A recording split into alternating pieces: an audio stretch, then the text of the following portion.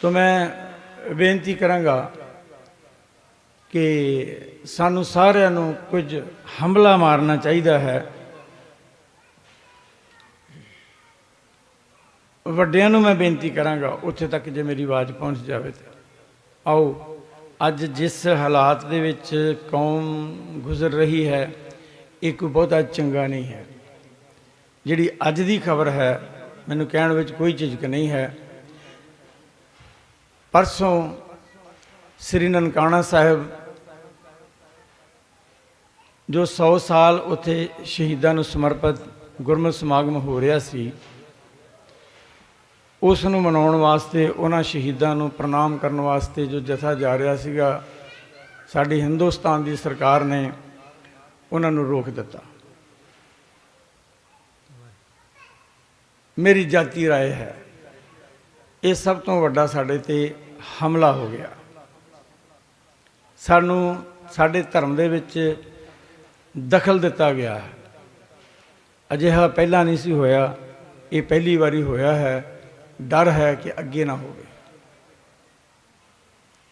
ये चंगा नहीं होया क्योंकि 100 साल हो गया है ननकाना साहब का जो साका होया, उत्थे जो शहीद होए हैं उन्होंने याद करने वास्ते हिंदुस्तान तो जथा जा रहा सी, पर साडी भारत सरकार ने उस जथे नूं रोक दिता, जिहदे विच श्री अकाल तख्त साहिब के जथेदार तो इलावा साडे पंथ दे मायानाज हस्ती विद्वान श्रोमणी विद्वान भाई साहब भाई पिंदरपाल सिंह, जिन्हों ने बहुत यत्न किया, जिथे तक भी उन्होंने वाह लगी, जिथे तक भी जिथे उन्होंने नहीं भी फोन करना सी उन्होंने भी फोन किया कि किसी न किसी तरह इस जथे में जान दिता जाए, पर वक्त की जिद्दी सरकार ने उन्होंने एक नहीं सुनी। और ये अफसोस है और इसलिए कौम नूं सुचेत होना पएगा। कौम नूं इस गल नूं समझ लेना पएगा कि असी सच्ची मुच्ची गुलामी वाले पासे जा रहे हैं। सानू गुलामी का एहसास करवाया जा रहा है।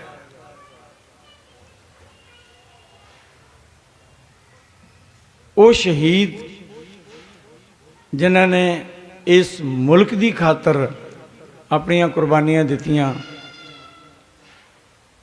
धर्म की खातर कुर्बानियां दित्तियां,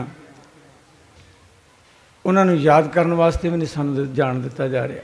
इस तो वड्डा होर धक्का किहड़ा हो सकता है। सो मेरा कहने का मतलब है समुची कौम नूं एक तां सानू एकता की जरूरत है। ये गल तुहानू मननी पेगी कि असी छोटियां छोटियां संप्रदावां छोटियां छोटियां संस्थावां दे विच वंडे हुए हाँ।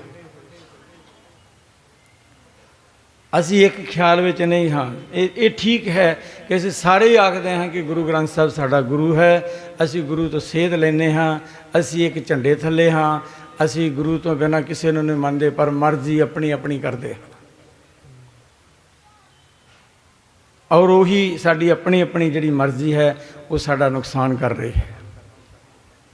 जे असी अजे भी ना संभले तो आने वाले दिनों में जो नुकसान होएगा और आने वाली साड़ियाँ पीढ़ियाँ सानू उलामे देणगियां कि साडे बजुर्गों ने कुछ किया नहीं, मार खांदे रहे।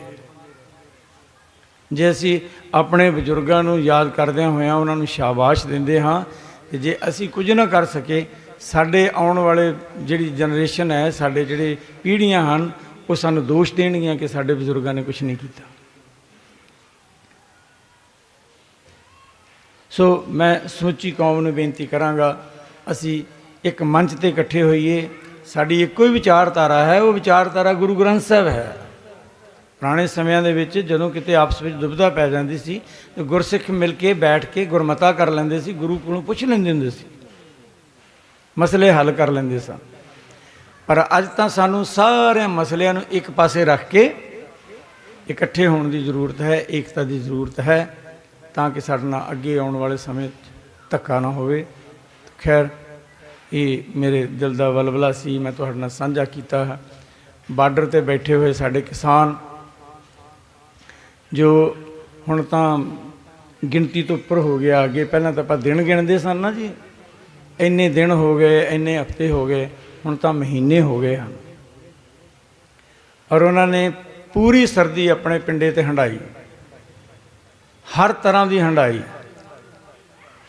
ਸਰਕਾਰ ਦੀਆਂ ਸਖਤੀਆਂ ਵੀ ਹੰਢਾਈਆਂ। ਔਰ ਅੱਜ ਮੈਂ ਇੱਕ ਵੀਰ ਦੀ ਮੈਂ ਫੇਸਬੁੱਕ ਤੇ ਸੁਣ ਰਿਹਾ ਸੀ, ਉਹਦਾ ਇੰਟਰਵਿਊ ਸੀਗਾ। ਉਹਨਾਂ ਨੂੰ ਜਦੋਂ ਜੇਲ੍ਹ ਵਿੱਚ ਲੈ ਗਏ, ਉਹਨਾਂ 'ਤੇ ਤਸ਼ੱਦਦ ਕੀਤਾ ਗਿਆ। ਕਿਹੋ ਜਿਹਾ ਤਸ਼ੱਦਦ ਕੀਤਾ ਗਿਆ ਤਾਂ ਉਹੀ ਜਾਣ ਸਕਦੇ ਹਨ ਜੀ। ਔਰ ਇੱਕ ਗੱਲ ਯਾਦ ਰੱਖਣਾ, ਇਹ ਇਕੱਲਾ ਕਿਸਾਨਾਂ ਦਾ ਅੰਦੋਲਨ ਨਹੀਂ ਹੈ। ਮੈਂ ਤੁਹਾਨੂੰ ਯਾਦ ਕਰਾਵਾਂ, ਭਾਰਤ ਦੇ ਵਿੱਚ ਈਸਟ ਇੰਡੀਆ ਕੰਪਨੀ ਜਦੋਂ ਆਈ ਸੀਗੀ, ਉਹ ਸਿਰਫ ਵਪਾਰ ਕਰਨ ਵਾਸਤੇ ਆਈ ਸੀ।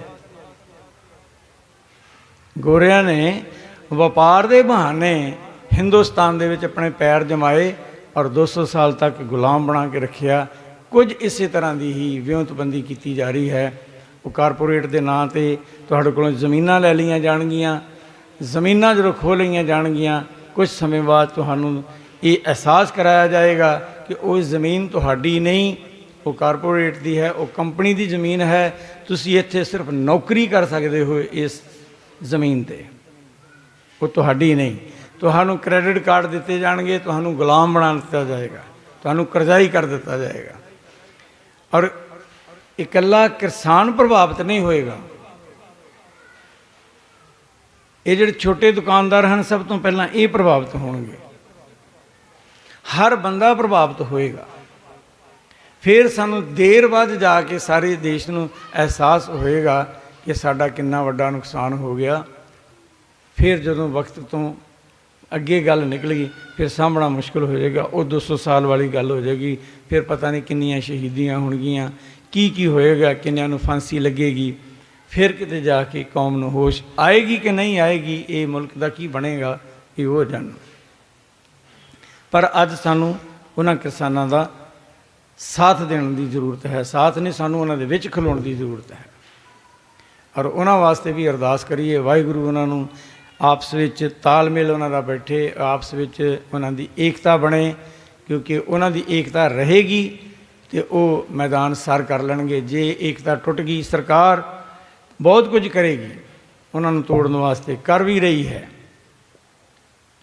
ਸਾਡੇ ਬੱਚਿਆਂ ਨੂੰ ਤੋੜ ਕੇ ਰੱਖ ਦਿੱਤਾ ਉਹਨਾਂ ਨੇ, ਕਿਸੇ ਨੂੰ ਇੰਜ ਕਹਿ ਦਿੱਤਾ। ਹਾਲਾਂਕਿ ਉਹ ਜਿਹੜਾ ਤਿਰੰਗੇ ਨੂੰ ਲੈ ਕੇ ਬੈਠ ਕੇ ਨਾ ਜੀ, ਤਿਰੰਗੇ ਦਾ ਬਿਲਕੁਲ ਨੁਕਸਾਨ ਨਹੀਂ ਹੋਇਆ, ਤਿਰੰਗੇ ਦਾ ਬਿਲਕੁਲ ਅਪਮਾਨ ਨਹੀਂ ਹੋਇਆ। ਤਿਰੰਗਾ ਉੱਥੇ ਹੀ ਬਰਕਰਾਰ ਹੈ।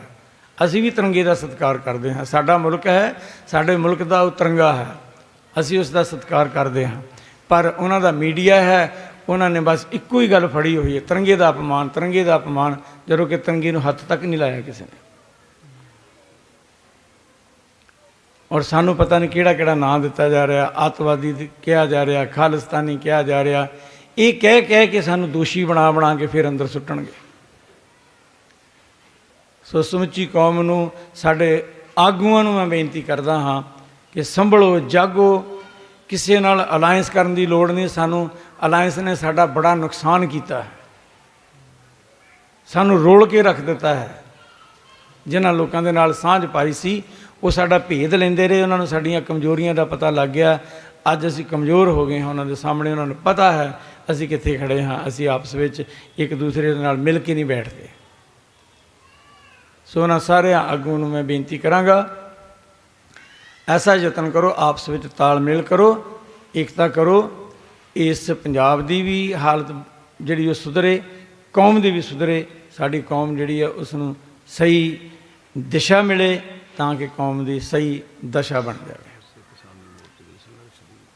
ਤੇ ਹਿਰਦੇ ਅੰਦਰ ਅੰਤਰ ਆਤਮੇ ਕਿਸਾਨਾਂ ਵਾਸਤੇ ਉਸ ਮਾਲਕ ਦੇ ਚਰਨਾਂ 'ਚ ਅਰਦਾਸ ਕਰਿਓ।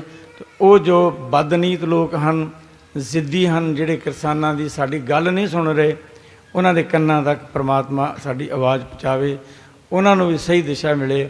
ਉਹ ਇਸ ਗੱਲ ਨੂੰ ਸਮਝਣ ਕਿ ਹਾਂ, ਇਹ ਕਾਲੇ ਕਾਨੂੰਨ ਹਨ, ਇਹ ਜੋ ਹੱਕ ਮੰਗ ਰਹੇ ਹਨ, ਇਹਨਾਂ ਦਾ ਹੱਕ ਇਹਨਾਂ ਨੂੰ ਦੇਣਾ ਚਾਹੀਦਾ ਹੈ। ਮੈਂ ਬੜੀ ਹਾਸੋਹੀਣੀ ਜੀ ਗੱਲ ਹੈ ਕਿ ਇੱਕ ਚੀਜ਼ ਤੁਸੀਂ ਮੈਨੂੰ ਦੇ ਰਹੇ ਹੋ, ਮੈਨੂੰ ਪ੍ਰਵਾਨ ਹੀ ਨਹੀਂ, ਮੈਨੂੰ ਨਹੀਂ ਪ੍ਰਵਾਨ। ਤੁਸੀਂ ਕਹਿੰਦੇ ਨਹੀਂ ਇਹਦੇ ਫਾਇਦੇ ਬੜੇ। ਜਦੋਂ ਮੈਨੂੰ ਪ੍ਰਵਾਨ ਹੀ ਨਹੀਂ, ਮੈਂ ਇਹਦੇ ਫਾਇਦੇ ਕੀ ਲੈਣੇ? ਤੁਸੀਂ ਮੈਨੂੰ ਫਾਇਦੇ ਜਿੰਨੇ ਮਰਜ਼ੀ ਗਿਣਾਈ ਜਾਓ। ਧੱਕੇ ਨਾਲ ਫਾਇਦੇ ਵਾਲੀਆਂ ਚੀਜ਼ਾਂ ਦਿੱਤੀਆਂ ਜਾ ਰਹੀਆਂ, ਜਦੋਂ ਕਿ ਮੈਨੂੰ ਪਤਾ ਹੈ ਕਿ ਉਸ ਦਾ ਨੁਕਸਾਨ ਹੈ। ਕਿਸਾਨ ਨੂੰ ਪਤਾ ਹੈ कि उन्हां कानूनां का नुकसान है, पर वो धक्के नाल उन्होंने कह रहे नहीं इन्होंने बड़े फायदे होणगे।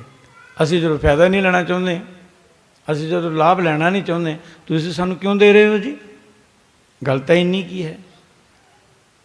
तो और मैं प्रचारकां नूं बेनती करदा हां, चाहे तुसी किसी कीर्तनीय के रूप में हो, चाहे ग्रंथी के रूप में, चाहे ढाडी के रूप में हो, मैं सबनां नूं बेनती करांगा कि जो साडे नाल ननकाणा साहब करके वो शहीदां तक सानूं पहुँचण नहीं दिता, उस थां ते नहीं पहुँचण दिता, साडे जथे नूं नहीं जाण दिता, इस गल दा संगतां तक सुनेहा पहुँचाओ कि साडे नाल धक्का होया है। चाहे वो श्रोमणी कमेटी का जथा सी, चाहे वो भाई पिंदरपाल सिंह होई वो ग्रुप के मुखी होके बन के जा रहे सन। पाकिस्तान तो जिहड़ी संगत अगे उन्होंने लैण वास्ते आ रही सी, वो इन्ने निराश हैं कि बड़े रो रो के वो गल्लां करते हैं। वो फेसबुक पर अपनी फोटोआं पा रहे हैं, पंडाल उन्होंने खाली पे हुए हैं और बड़े ही वैराग विच हैं। मैं प्रचारकां नूं बेनती करांगा संगतां तक ये गल पहुँचाओ कि साडे नाल अज धक्का होया है, कल फिर किसी ना किसी वजह करके साडे नाल धक्का होएगा। आओ असीं एक मंच ते शब्द गुरु साहिब श्री गुरु ग्रंथ साहिब को सेध लैके आपसी दूरियां जिहड़ियां आपसी मसलिਆਂ ਨੂੰ एक पासे रख के एकता का सबूत दईए, एक हो के लड़ीए। इकल्ला इकल्ला लड़न दे नाल किसी नूं कुछ नहीं लभना, इकल्ले इकल्ले लड़ांगे कुछ भी नहीं लभना, इकट्ठे होकर लड़ांगे तो सब कुछ मिल जाएगा जी। तो इतनी मेरियां बेनतियां हैं।